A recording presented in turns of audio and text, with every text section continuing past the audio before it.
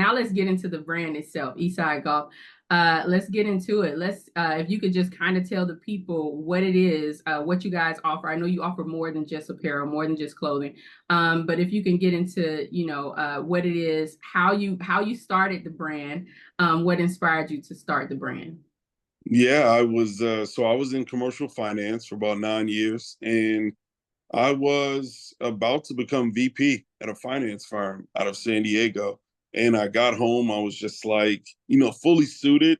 I was just like, this ain't it. Like, I want to play pro golf at the end of the day. But I knew it'd be hard to find sponsors because I've done this before. When I was younger and I turned pro, I would make pitch decks. I would, talk to those doctors, lawyers, Yeah. talk to anybody that I could talk to, corporations, and pitch.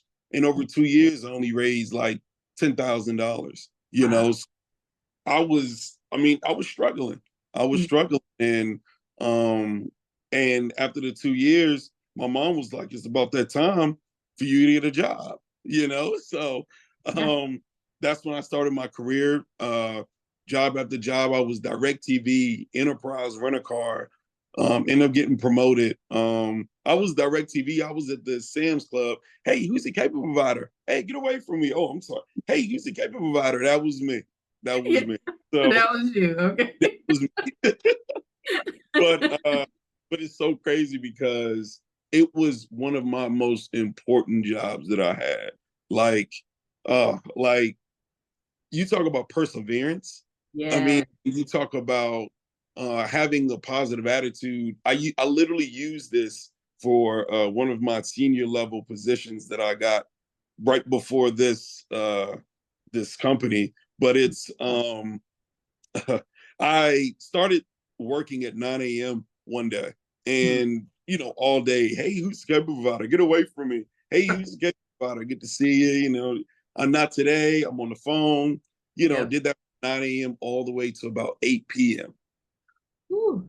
and zero sales. Wow. Zero sales. Big smile. Like Wow. this, is like pounding the pavement. This is like hardcore sales, Yeah. and like the next day, I was just like, hey, that's the. I mean, I remember I was like, this is it. Like, Yeah. nah, like, somebody gonna tell me yes. You know what I'm Right. saying? Oh, like Yeah. somebody gonna answer that. So went back up there in it, and when I got up there, it was literally 8 people waiting in line to speak with me Wow. because because they were just like, you just had such a positive energy, even though Yep. people were get away from me, So, like yeah. and it just I had to come back and see what you were selling, Wow. So I was just like, dang. So it taught me even on every single level from entry level, manager level to, senior level. I mean, all of those different jobs that I had for those Mhm. 9 years, I see what golf can do for that, Mhm. well, but then my corporate career helped me start Eastside. So to even get into that, I wanted to get back into pro golf, but I knew it'd be hard to find sponsors. Right. So it was just like, well, why not just create a logo? So the logo that you see, jeans, sweatshirt, Cuban link chain, it was going to go on my polo and my bag. And then I showed it to Earl, and he was like, yo, you need to put that on a t-shirt. So Yeah. I did. And I went downtown Detroit at the time, and I maybe got stopped 100 times in just like 2 hours. Just like, who are you? What's that Right. logo? Where can I get it? And do you play golf? I was just Yeah. like, I got something, but I don't know what it is. Right. So Yeah. got home. Earl was just like, run with it. He was doing his own thing.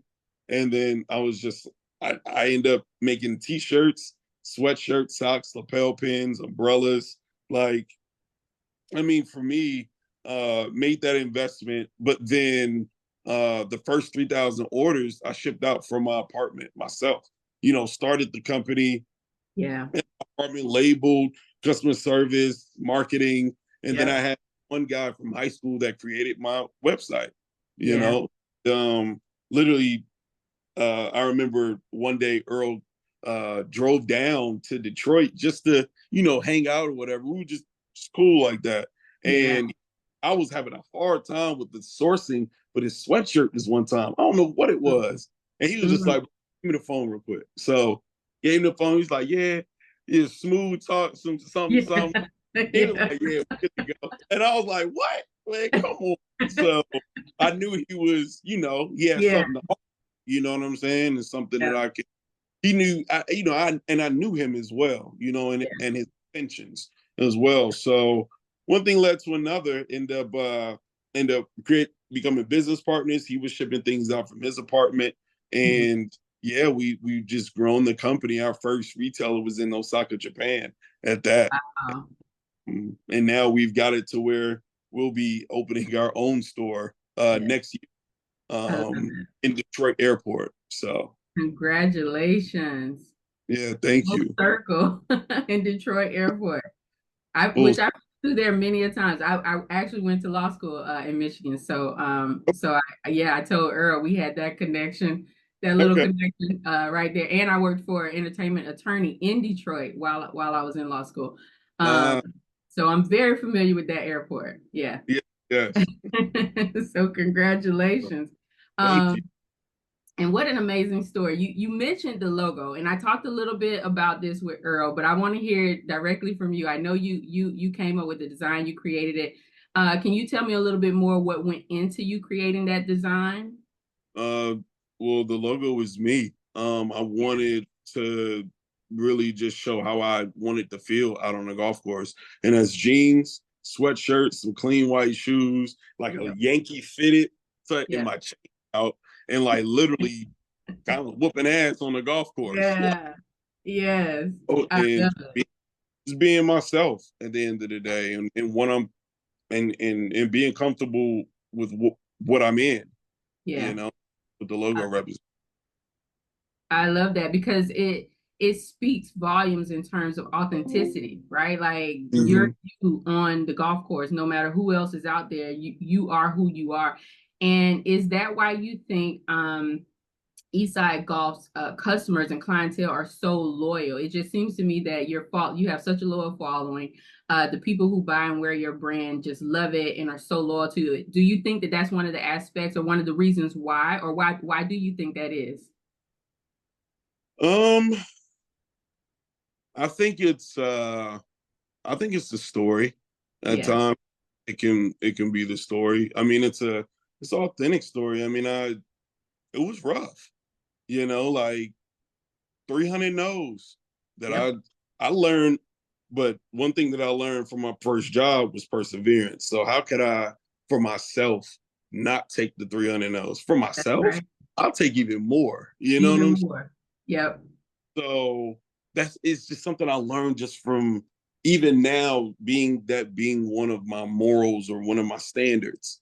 You Yep. know, uh, um, I what's the I guess can you repeat the question because I know I was onto something, but you the Yeah, rest. so yeah, no worries. We were talking about how authentic, like we start off with the logo and how it's you. You wanted it to represent you and who you are when you're on the golf course.